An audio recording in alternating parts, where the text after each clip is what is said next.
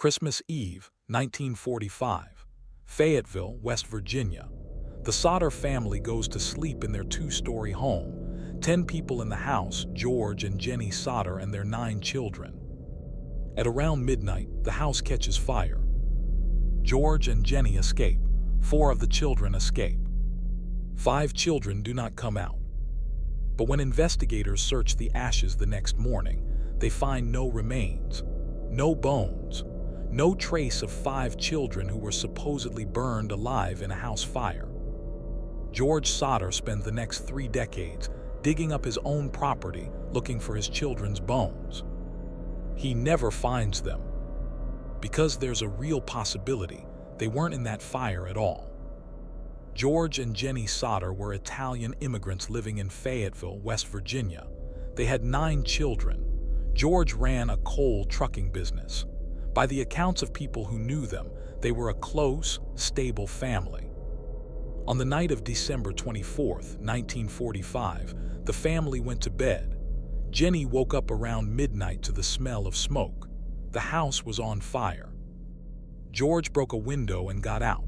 Jenny and 4 of the children escaped.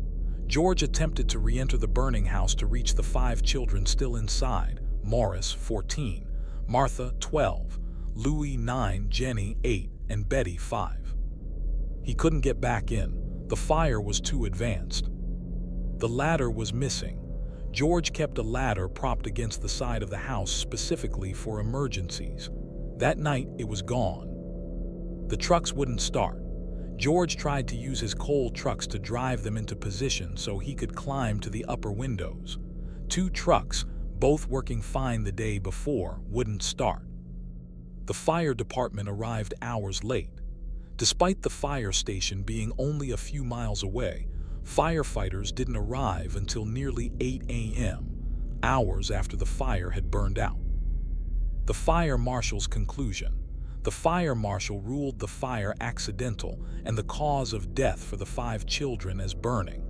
He ordered the site cleared and the remains buried after a search that George Sodder believed was incomplete.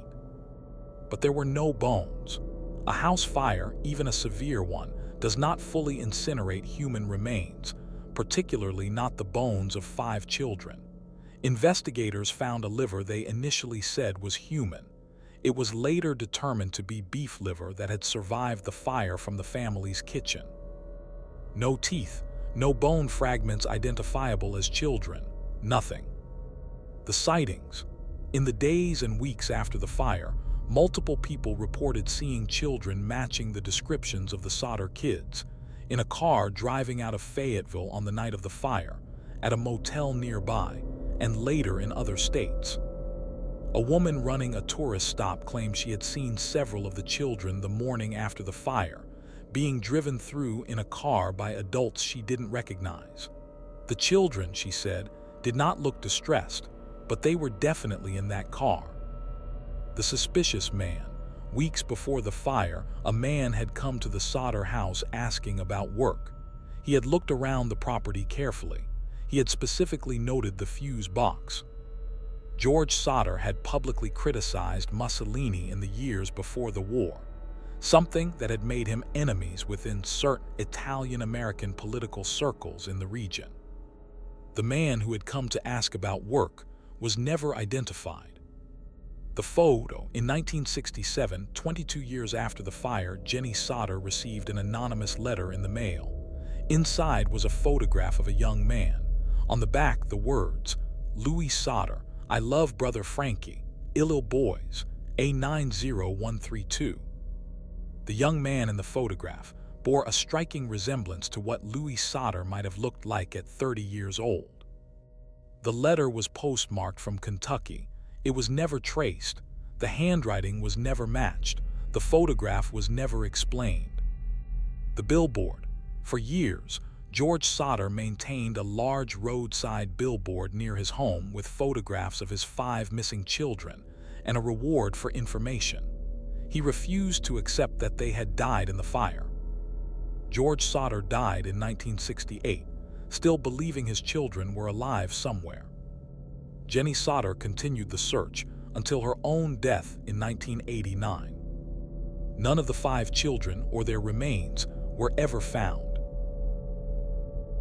No bones, no teeth, no remains of any kind from 5 children who supposedly burned in a house fire. A missing ladder, 2 trucks that wouldn't start, a fire department that took hours to arrive, sightings of the children the morning after, and 22 years later, a photograph in the mail of a man who might be one of them. George and Jenny Sodder spent the rest of their lives looking. They never got an answer. Subscribe to WhisprFrame. The Sodder children case is one of those mysteries where the more you look at the evidence, the less the official story holds up.